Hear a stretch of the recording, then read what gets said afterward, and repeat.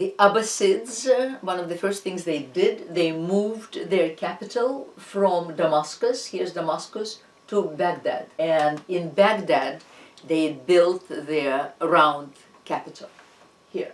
The city of Baghdad was founded in the mid-8th century as the Abbasid capital following their victory over the Umayyad Caliphate. Center of Baghdad, center of Arab Caliphate during the golden age of Islam in the 9th and 10th centuries. And it grew to be, to rival Byzantium. It was one of the greatest cities. It will be destroyed in the middle of the 13th century by the Mongols, and the last caliph would be assassinated then. It seems a unique plan. The palace itself was in the middle and occupied a huge part of the city. It had 2 concentric circles, and the roads again led from the center to the outward walls. It seems, however, to have been based on some Persian Sassanid structures. But then we know of other circular cities, such as the city of Carcassonne in the south of France today is a circular structure.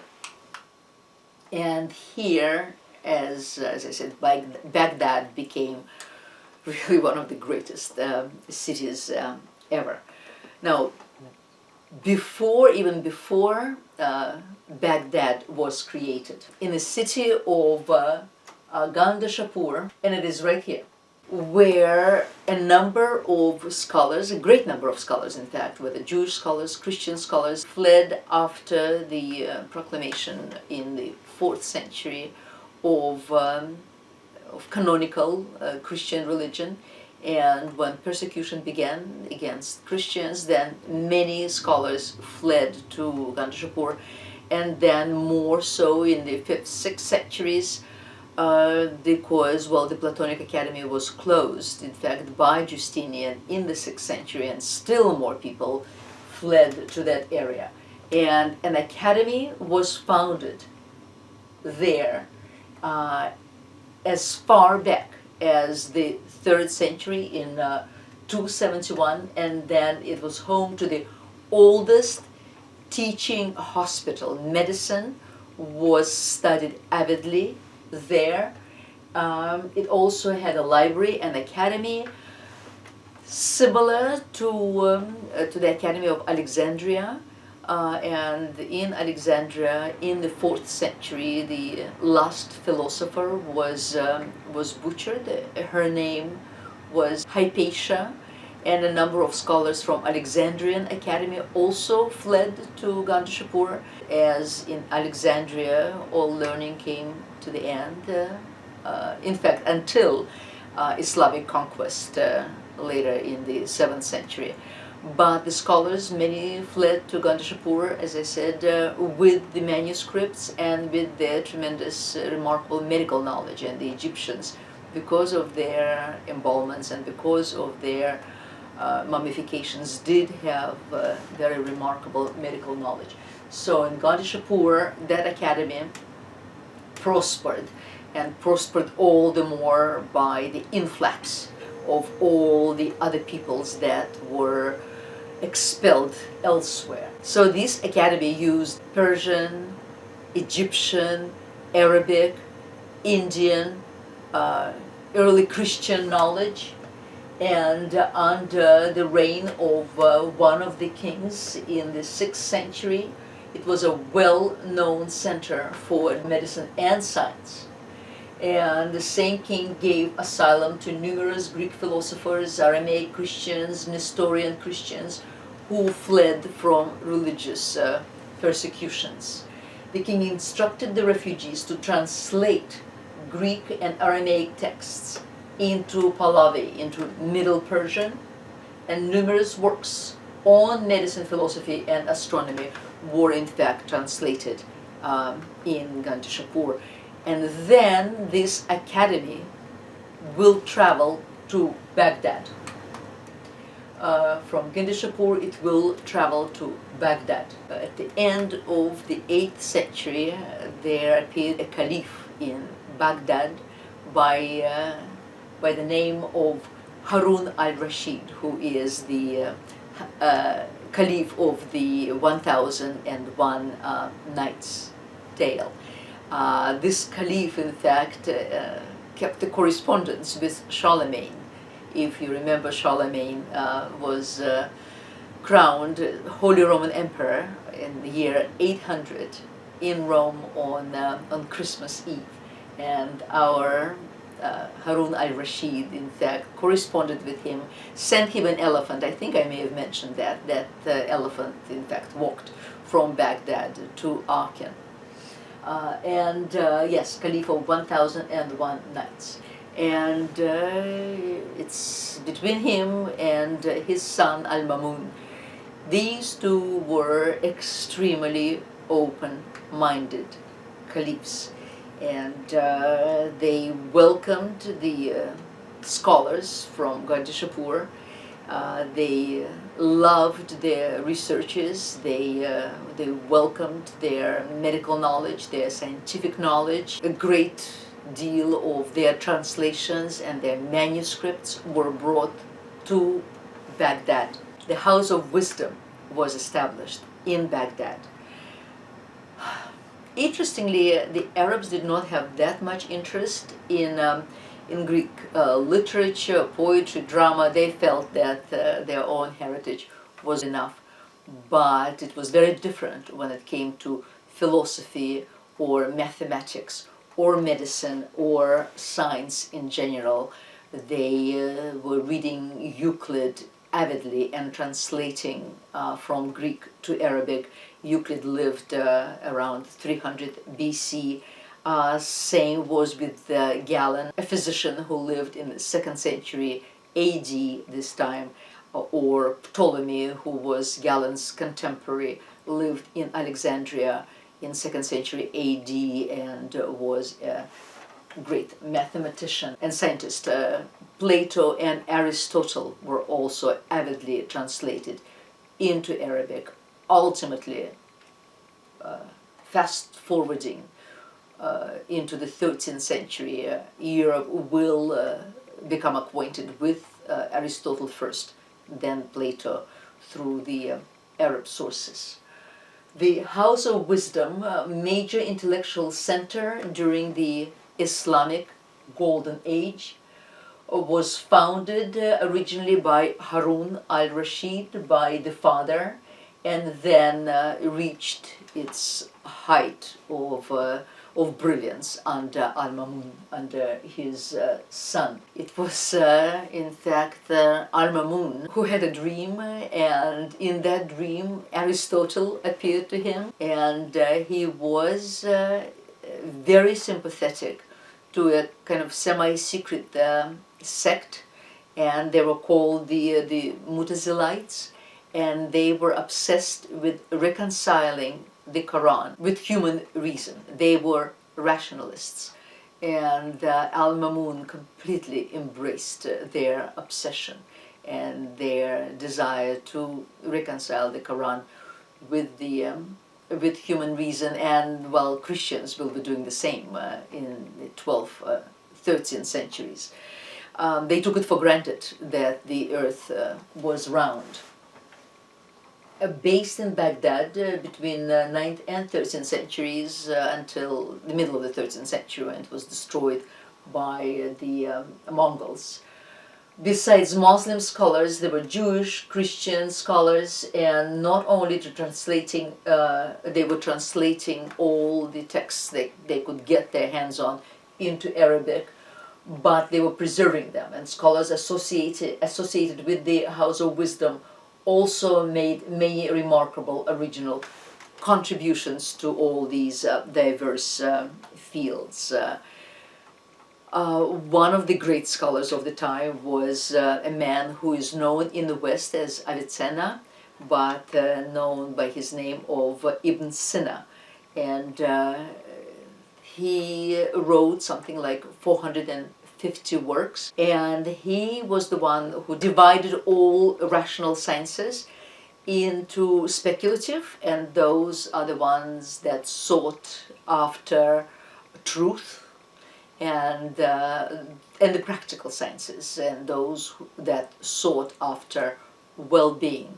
He also organized all sorts of different activities, linguistics, logic, mathematics, of course mathematics, musical theory, optics, astronomy, metaphysics, politics, jurisprudence, theology, etc. As I said, he wrote something like 450 volumes. He also wrote the canon, where he synthesized Greek and Arabic mystical thought, and ultimately it was Avicenna's canon that will replace Galen's writing. Galen, the physician of the 2nd century AD. He observed that the study of psychology was beneficial, also observed the beneficial role of music, touched on epidemiology. He sort of gave the whole study of medicine its philosophical ground. His ideas of God were probably closer to Aristotle's, and that is the unmovable mover. He also thoroughly believed in free will. He felt that a man does have free will, while God had control of the major forces, such as the universal forces. It was also during al-Mamun and his Mutazilites that free will was very much embraced, because it was felt that God is just, and if God is just, he cannot punish humanity for things they're not responsible for, because if they don't have free will, then whatever they do, they're not responsible for. That is not possible. Unfortunately, this free thinking did not last, and soon enough the orthodoxy will assure itself. But while it lasted, it was a remarkable time. It was during the al-Mamun that astronomical observations were set up. The house was an unrivaled center for the study of humanities and sciences in medieval Islam, including, well, as I said, mathematics, astronomy, medicine, alchemy, chemistry, same thing at the time, zoology, geography, cartography, extremely important, cartography. In fact, when Columbus went searching for the eastern route going west, he had some of these ancient Islamic maps. Drawing primarily on Greek, but also Syriac, Indian, and Persian texts, the scholars accumulated a great collection of world knowledge and built on it through their own discoveries. Algebra is an Arabic word because they were the ones who discovered algebra. By the middle of the 9th century, the House of Wisdom had the largest selection of books in the world. 500,000. It was destroyed, yes, in the sack of the city, following the Mongol siege of Baghdad. Here's Avicenna, of whom I was just talking, and here he lived circa year 1000, between 980 and 1037. Persian polymath, who is regarded as one of the most significant thinkers and writers of Islamic age. Half of the 450 volumes that he wrote survived. His most famous works are the Book of Healing, a philosophical and scientific encyclopedia, and, as I said, the Canon of Medicine, which is a medical encyclopedia, which became a standard medical text in the West, in all the future medieval universities, and remained so into the 17th century. Besides philosophy and medicine, his corpus also includes writing on astronomy, alchemy, geography, geology, psychology, Islamic theology, logic, mathematics, physics, poetry, etc. The man had a universal mind. He truly was one of the greatest polymaths that the world had ever seen. His canon of medicine was reprinted in New York in 1973, so it is available today. He is depicted brilliantly in a film called The Physician. The film came out in the year 2013. Ben Kingsley plays Avicenna. Just a word on the 1001 Nights that presumably features Harun al-Rashid. It is popularly known as the Arabian Knights. It is in fact a composite work. It was not really written under Harun al-Rashid. It was composed of a number of works from the Middle Eastern and Indian folklore during the first millennium AD, and some ancient Egyptian folklore as well. In its earliest form, its origin was in the tales of India and Persia, and then Arab tales were added to it, most of them dating from the period of the Umayyad and the Abbasid caliphates. And many of these stories are based around the adventures of the Caliph of Baghdad, Harun al-Rashid, and his vizier, Jafar, as we know from the brilliant animation. Harun al-Rashid was an actual historical figure, but his real-life vizier was actually Jafar's father, Yahya. The real Jafar was mysteriously executed, although it was possibly for an affair with one of Caliph's sisters. Then later, more folk tales from Syria and Egypt have been added to create as many stories in the Arabian Nights, to fill up over 1,000 tales, and they are of course brilliant and they're a lot of fun to read. And now we are going from Baghdad, right here. We are traveling from Baghdad to the city here, the city of Karyan, that is very close to the ancient city of Carthage, the enemy of the Romans. Here it is, here's the city, and here we have the great mosque of Karyan, that also known as the Mosque of Uqba. It was built under the Umayyads in the second half of the 7th century, and it is spread over the surface of 9,000 square feet. It's one of the oldest places of worship in the Islamic world. And it also became a model, even more so than the mosque at Damascus, for the future mosques in Maghreb, the northwest Africa. So this became a true model. In 836, towards the middle of the 9th century, the Abbasids, once they defeated the Umayyads, they had reconstructed the mosque, and it is then that building acquired the appearance that we see today, but it was originally built by the Umayyads. It was under the Umayyads that the Arabs reached, spread over this incredible area from the Atlantic Ocean into Persia. Here we have it. This is the direction of Qibla right there, and here is the minaret. This is a closer view. This is the courtyard, the sun, and again it is based on ultimately on the Temple of Jerusalem. And here is the plan. It is, as you see it on the plan, the mosque is slightly skewed in its plan because it followed the topography of the land. Here's the central aisle that we saw and the Qibla wall. The mihrab and minbar are both here. And this is all a prayer hall, or it's called the hypostyle hall. And here it is. This is the interior of the hall as you see it.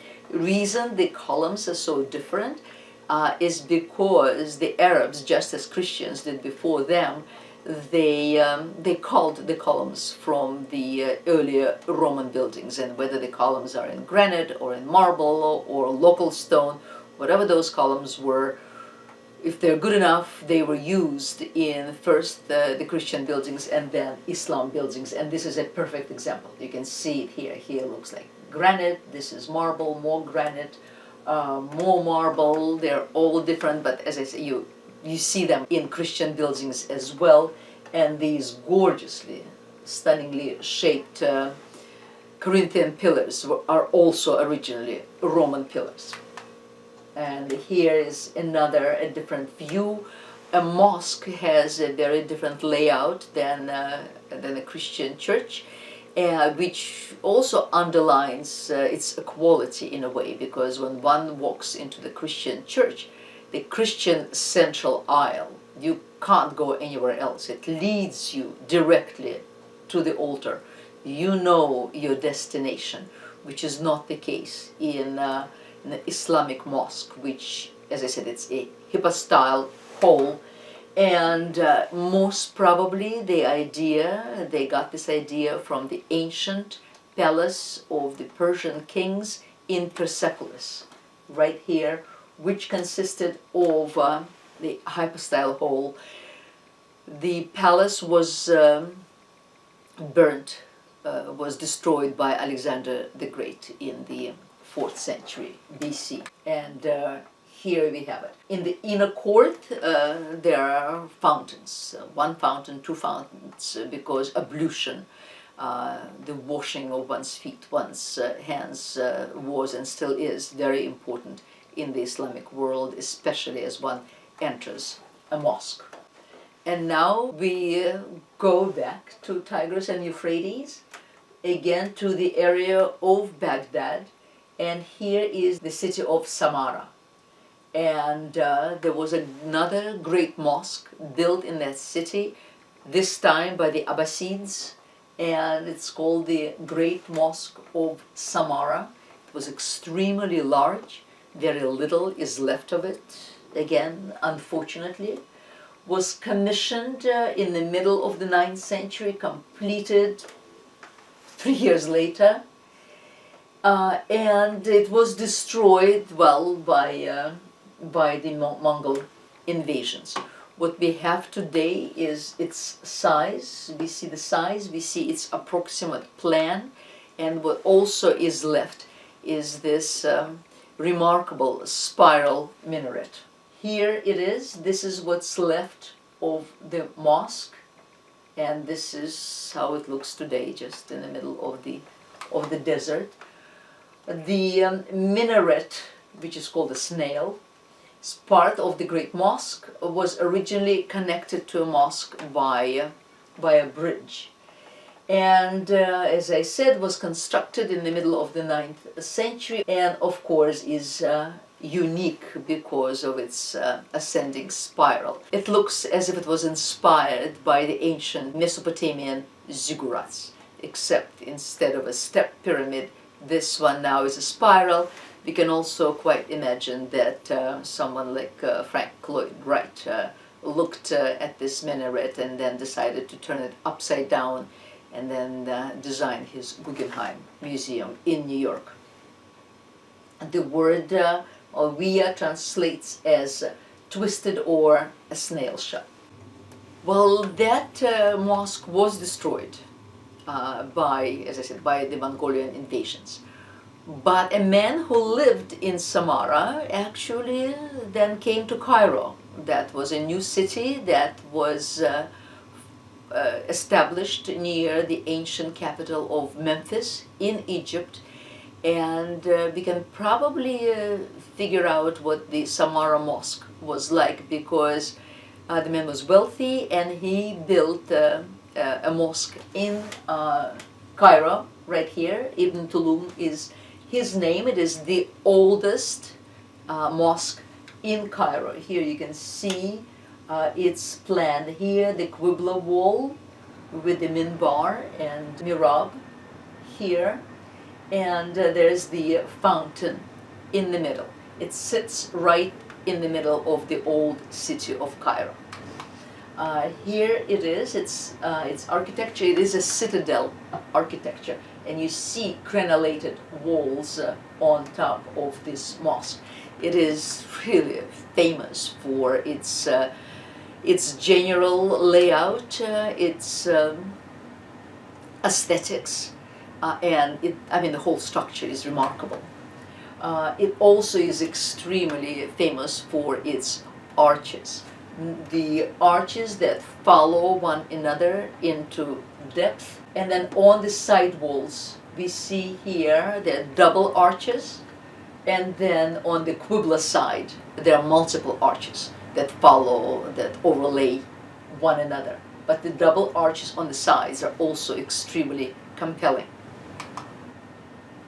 Here we see the double arches. Then the arches here, they pierce the walls, and in the spandrels, in between there's more decoration that Christian architecture will adopt. And here is the spandrel arch is right here. It wasn't enough to overlay the arches, and here you truly see the one-pointed arch. But they also wished for more light to reach into the aisles, and thus they introduced this. This is the space between the arches is called the spandrel, this space right here, and that's why this arch is called spandrel arch. But not only that, they also, for ornamental purposes, they also introduced these engaged colonnades that the Christians too will embrace avidly and will repeat in their own structures right here. And not only we see the engaged colonnades in the major arches, but also in the little arches in the spandrels that allow the light to come through. Everything here was originally decorated again with calligraphy and beautiful, just stunning arabesques. Here you can see more of the arches. Here, these are the original ceilings. Today we don't see the ceilings everywhere. We see a lot of masonry because some of these ceilings just fell off. But this is a reconstruction of the original ceilings, and some parts of the mosque do have them. It's just really beautiful. Interestingly, the mosque itself is actually constructed in brick, but then there's a very thick layer of plaster that's laid over it, and that is decorated with calligraphy, with the arabesques, and as such they give a very monolithic look to the building in general. And now from Cairo we go back to Persia, to a place called Isfahan. By this time the Seljuk Turks have advanced from the east. They will ultimately conquer Anatolia. So the Byzantine Empire will be pushed essentially just to its European domains, and it will just be the city of Constantinople ultimately. They will also overrun Palestine, and actually when the First Crusade was proclaimed in 1096, the Crusaders will reach Palestine by the year 1098, well, circa 1100. That will be a crusade against the Seljuk Turks, not against the Umayyads or the Abbasids. Now, this time it will be against Seljuk Turks, who will overrun these areas and accept Islam. And they were also the ones who will adopt this structure, this incredible structure that we had seen before, the Ctesiphon Palace, and they will adopt it to their own purposes. They will merge it with the previous Islamic architecture, and they will establish these extraordinary Iwans, they're called here, the IWANS, as I had mentioned earlier. And this is the great mosque of Isfahan. And in this case, the Roman aqueduct has now been transformed into this incredible array of superseding arches And the light plays amazingly on the light and shadow on these structures as it travels between the concave and the flat spaces, and then finalizes in these incredible Iwans. And this is the direction of the Qibla, right here, with two remarkable minarets. Everything is covered in glorious tiles and arabesques, calligraphy. All of it is there, and it's a very, very large mosque. And once these Iwans were established, now back to Cairo we travel. We are now in the 14th century already. We're fast forwarding through time, seeing how Islam adopted Byzantine, Roman structures, Christian structures, and then how it was developed, and then Persian motifs were adopted, the Hippo style hall or these incredible Ivans. And here is still another building. It is a mosque and madrasa, which madrasa is a school where theology and law is taught, so Islamic law and Islamic theology. There are four basic branches of Islam and theology, and these are the four basic branches that we can see in this madrasa. Here it is, it's an enormous place of worship, but even though it is enormous, it is also very elegant. It was commissioned by a Sultan of Egypt in the middle of the 14th century. The Sultan was a Mamluk Sultan, and it was not only it was an extremely impressive architectural achievement for its time, but well, for all times really. Here are the dimensions. It's about 500 feet in length. It has the tallest minaret, towering about 223 feet. That's tall. And you can see it above, one can see it above Cairo's old city. And it's one of the largest mosques in the Islamic world. It reflects the dramatic life of the Sultan who commissioned it. After coming to power at the tender age of 13, he was then deposed. He was then reinstated 3 separate times, and then shortly after, one of the 4 planned minarets collapsed during construction, killing 300 people.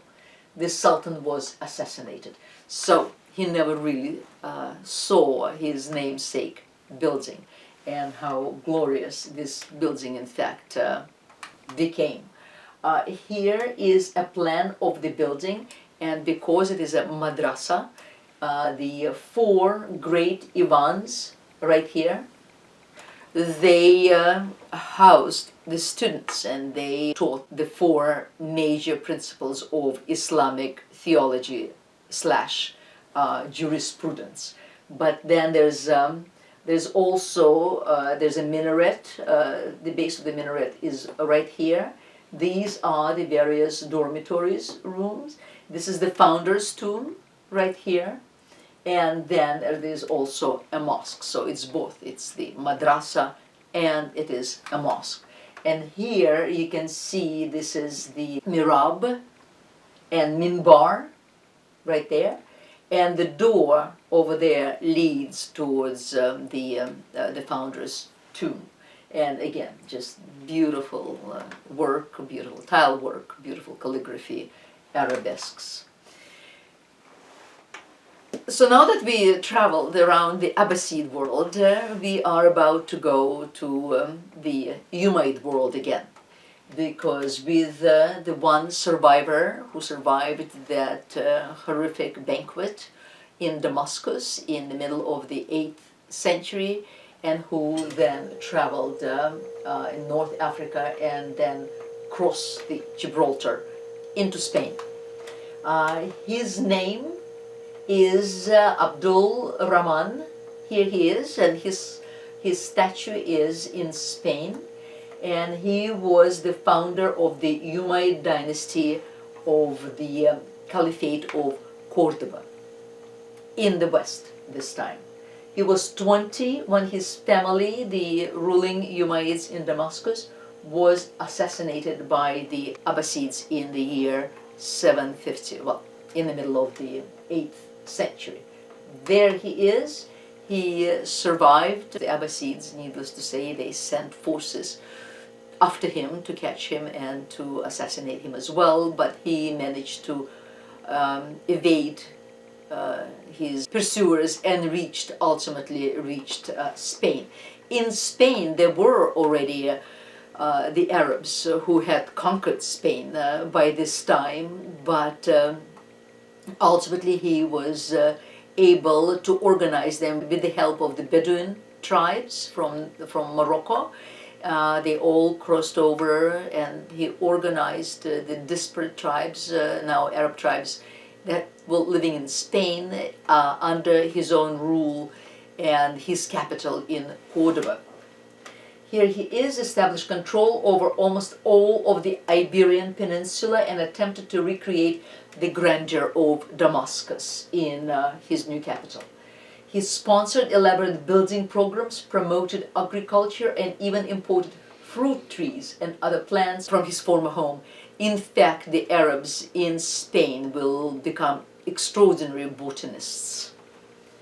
Orange trees still stand in the courtyard of the Mosque of Cordoba, a beautiful, if bittersweet, reminder of the Umayyad exile. Here we are, and Cordoba is right here. This is Andalusia.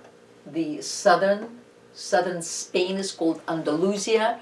We don't know where the name comes from. There are various theories. One of them is that the Vandals who took over the peninsula in the 5th century before they crossed over into North Africa.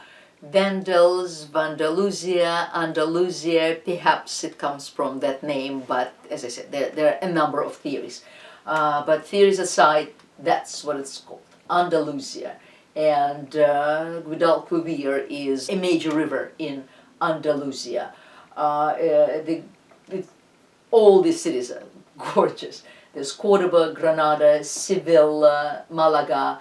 They're just spectacular cities, and that still breathe that beautiful scent of what the Umayyad Caliphate used to be. The mosque at Cordoba, right here, historians believe again that at first it was a Roman temple dedicated to the double-faced god Janus, but then the temple was converted into a church by the invading Visigoths, who replaced the Vandals. As the Vandals crossed over into Africa, the Visigoths came to dominate Spain until the Muslims replaced them. And then once the Muslims were there, it was now converted into a mosque, and then completely rebuilt by the descendants of the Umayyads. And here it is, the great mosque. It still stands tragically in the 16th century, when Spain was reconquered by Christians, and then Christians came to Cordoba. In the middle of the mosque they built a Catholic church. They built a church which actually horrified the Holy Roman Emperor Charles V, who, when he saw it, essentially told the canons that you destroyed something extraordinary and unique and built something that you could have built essentially anywhere. Here is the church as it stands right in the middle of the mosque. There's the sun, the courtyard, and inside today's bell tower, one can still see the minaret. The bell tower was built around the minaret. And here it is inside. It is something unprecedented, something that is truly miraculous. This is the Mosque of Cordoba's Hippo-style hall. The building was expanded several times because the original building was not as big as it appears today. The original building was about this size. Then extra was built, and then still another extra, so the Quibbler wall kept moving continuously until it hit the river. So it couldn't go further, and then it expanded laterally right here. So over the years the building was expanded. But here is the great Hippo-style hall with its double arches.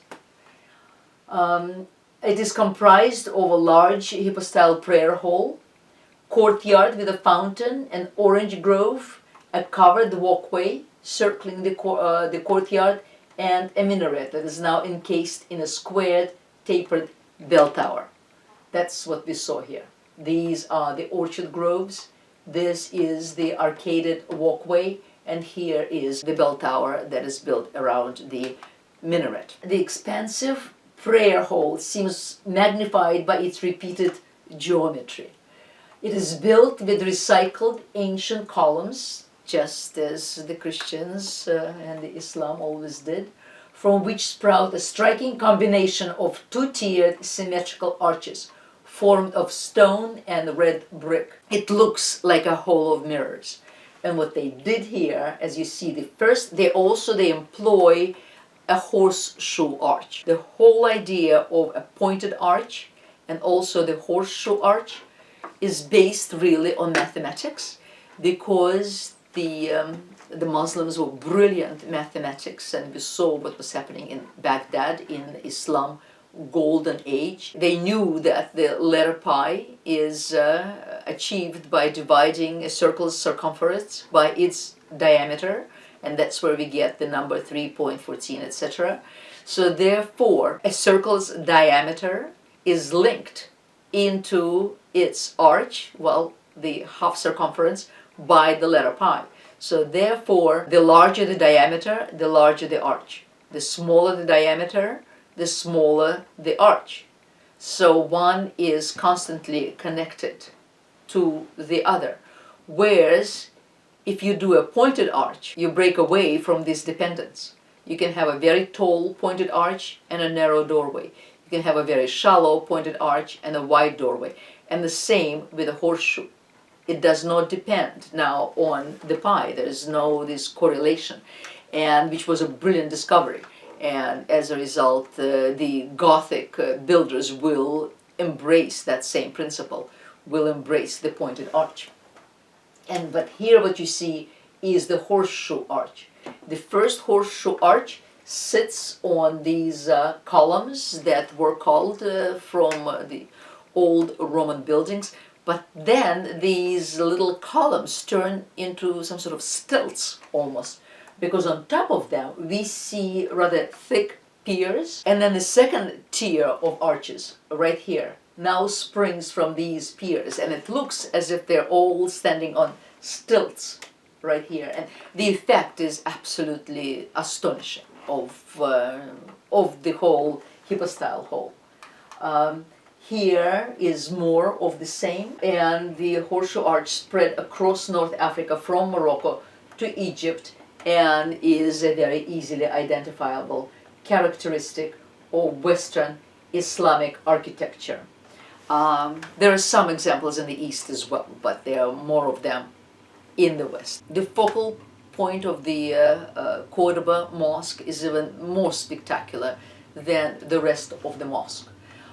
It is the famous mihrab right here, the prayer niche. It is framed by exquisitely decorated horseshoe arch right here, which is an unusually large space actually. The size, the mihrab itself is the size of a small room. It's not just a niche, it's actually a little room.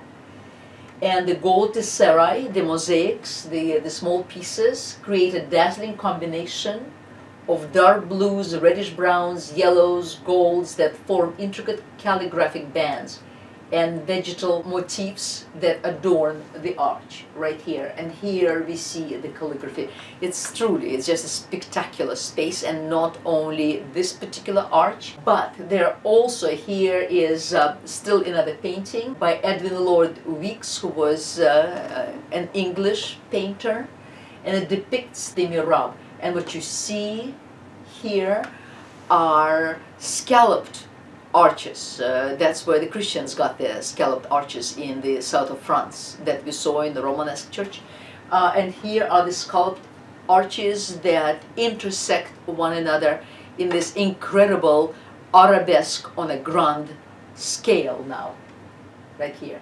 And here the columns are holding up the whole structure, and then the colonnades, they are engaged colonnades on the piers that then hold up the horseshoe arches that supersede these scalloped arches. It is an endless, fantastical design of extraordinary shapes.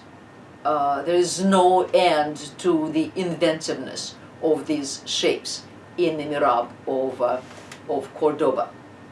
Now the dome itself, just above the mihrab, is also absolutely dazzling. Here it is.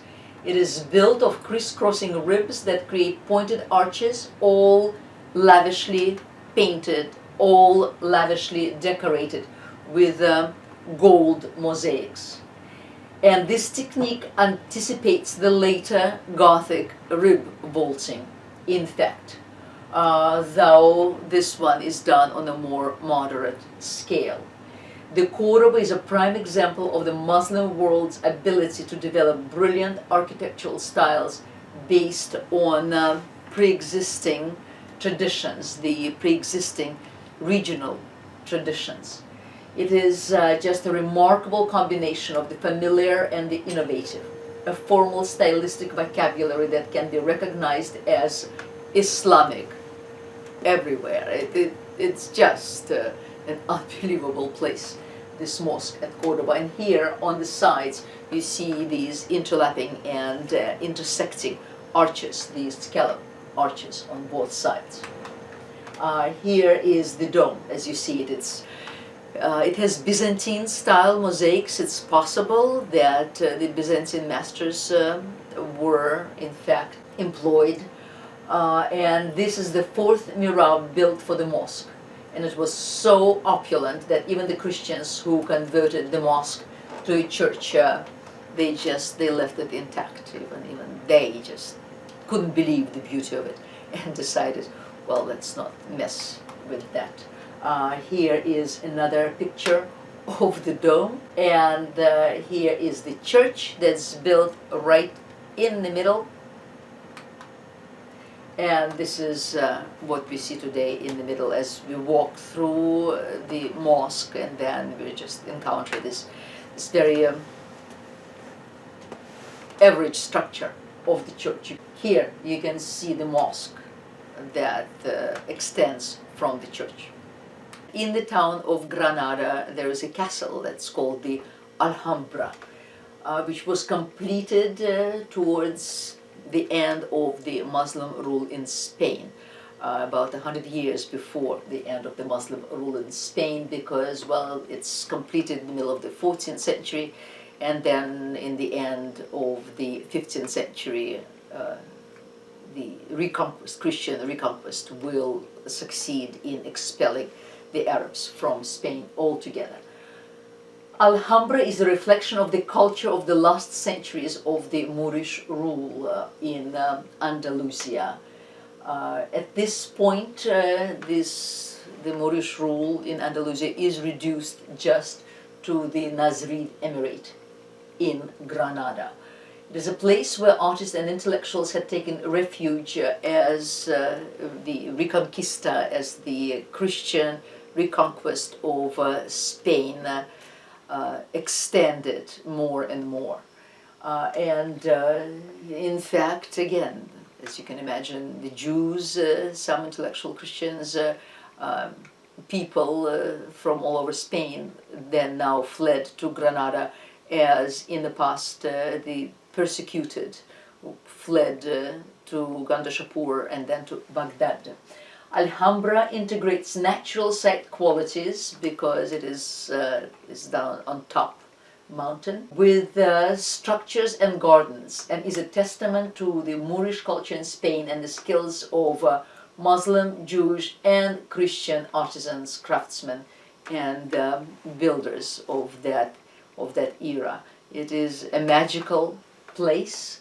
Here is a very famous court of the lions in the Alhambra. It is an oblong courtyard surrounded by a low gallery that we had observed before, sort of in like a sun in a mosque. And it is supported by 124 white marble columns. It is a place of light, of elegance, a place of stillness. There is sculpted foliage that adorns, that decorates all structures.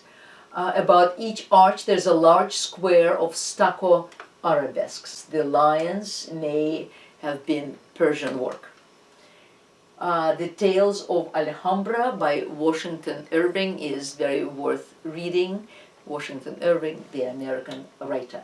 In the center of the court is the Fountain of Lions. It is an alabaster basin.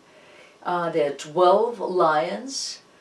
They are not designed with sculptural accuracy, but they are there as a symbol of strength. Power, and sovereignty. Each hour, one lion would produce water from its mouth. So 12 lions, 12 hours. At the edge of the great fountain, there is a poem written by Ibn Zamrak. This praises the beauty of the fountain and the power of the lions, but it also describes their ingenious hydraulic systems and how they actually worked, which baffled everybody who actually saw them. And what also is remarkable, well, the entire Alhambra is remarkable, but here is a hall of arabesques, and it is a very famous hall because there the story repeated itself, it seems. It derives its name from a legend according to which the father of Boabdil, the last Sultan of Granada, having invited the chiefs of that line to a banquet, massacred them all there. And there's actually a spot in the hall, the red spot that supposedly is left from that massacre. Here it is, and what we're looking at here is the incredible honeycomb design. The design, it's called Mugarnas, and it is, it's kind of a symbolic recreation of the universal creation of God. Its architecture is featured in domes, half domes, iwans, apses. It is very common in later Islamic architecture. One can also see it in Norman architecture in Sicily, but then, of course, the Norman kings employed a number of Arabic designers. The hexagonal shape of a natural honeycomb employed by hive-building insects was observed in antiquity. And in the year 36 BC, one Marcus Varro was credited with geometrically working out that hexagons are a highly efficient use of building materials and space. One of the first practical use of hexagons was actually in the Roman pantheon, and what we know as a coffered ceiling very often uses hexagonal design, and that's what the Muslims used as well, and they are quite stupendous, especially with these stalactites hanging out of them. Here's another one, and this is that same hall of arabesques, and it's a perfect square with a gorgeous dome, trellised windows, and the roof is decorated in blue, brown, red, and gold, and the columns supporting it spring out into the arch form in just a stunning manner, and everywhere you see this honeycomb design. Here it is. And here are the colonnades that support the arches. Everything is just weightless, light, elegant, ephemeral.